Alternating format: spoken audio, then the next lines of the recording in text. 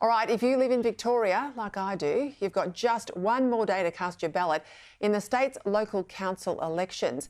Now, unlike other states, the Victorian Electoral Commission runs their council elections entirely by postal vote. So you've still got the ballot paper on your kitchen bench. You need to fill it in and get it to the post box tomorrow, stamped with tomorrow's date for your vote to count. Of course, the most closely watched race is that of the Melbourne Lord Mayor. 11 candidates are vying for the position. A once proud city, anyone who's been to Melbourne in recent months will see it's run down, it's grotty, it's unsafe, and for most of the day, pretty empty. So how do you turn it all around, and who's the best person to do that? I've got a bit of self-interest. I am a resident of the city of Melbourne, and joining me now is the current Lord Mayor candidate, my old Sky News sparring partner, Nick Reece. Well, thank you. You're brave to come into this Lion's Den, Nick Reece. Thank you for being here. Great to be back in the Sky Studios with you, Peter, and having a constituent meeting with it basically is. One of our most upstanding residents. I live, as you know, one street out from the CBD. So I live amongst the very best of the city, and I chose to come back to Melbourne to live where I live. But I also live amongst the very worst of the city. I've had to call ambulances when I've come across drug overdoses in the street. I step past homeless people or step around them. I come back at night. As soon as it's dark, I don't feel safe. I mean it when I say the city's grotty. Don't pretend that this isn't happening, because you know it is. You and I have spoken on the phone.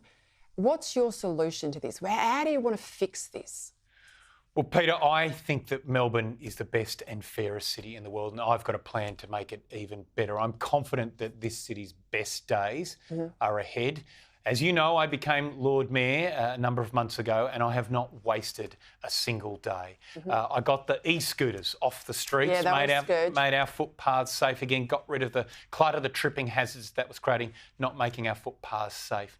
I also put in place new cleaning contracts. For the first time ever, our streets are now being cleaned 24 hours a day, 7 days a week. I brought back the Chinese group tours to Melbourne. Sounds like not a big thing, but that's worth $1 billion to the city economy with the Chinese tourists coming back. I've also, again, sounds like a small thing, but got the cattle trucks off City Road, which are a big problem for people around South Bank, got them back into the Domain Tunnel. So I am very focused on getting the city clean, making it safe, and ensuring that Melbourne's best days are ahead. So I will give you credit on the e-scooters, because there's been a lot of talk about extending the trial. You get in the job and you move on that. But what would you say to your critics who say, well, hang on, you were the Deputy Lord Mayor. A lot of this stuff has been degraded. Yes, COVID, but degraded under your watch. What would you say to that? Well, look, I'm my own person. I've got my own priorities. When I became Lord Mayor, I said the most pressing priority was city cleanliness and city safety. So put in place those new cleaning contracts I spoke of. We've also finished works now on the biggest new homeless shelter that Melbourne's seen in decades, which will be a huge help around the homelessness issue. Safety? What do you do about safety? Well, no one is going stronger or harder than me, Peter, on safety in this election. I've announced that the City of Melbourne will employ new city safety officers, not reaching out to the state government anymore, asking for more resources.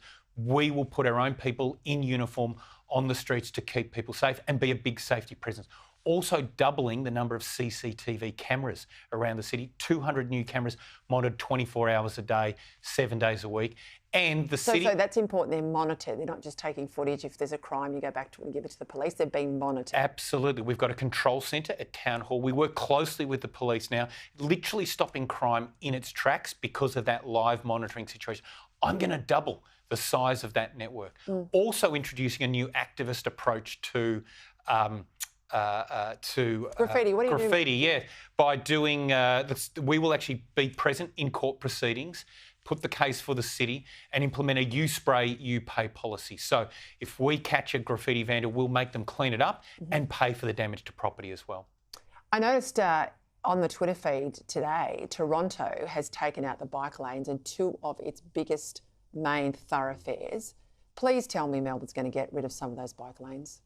Look, I'm taking a balanced approach to bike lanes. I agree we've got these bottlenecks in our city which aren't working, so I've committed to fixing Exhibition Street, which, you know, causes huge congestion issues, fixing up William Street, as well Queensbridge Street across from Crown into the city. I think we can reconfigure how the bike lanes work in that part of the city, get extra lanes of traffic in there and fix those bottlenecks.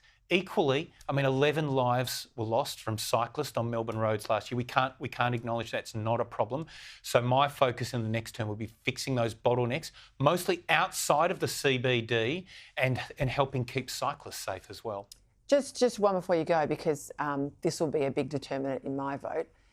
I am told there's been a whole lot of preference deals done, and if we're not careful, we could end up with a green activist Melbourne Council. How true is that?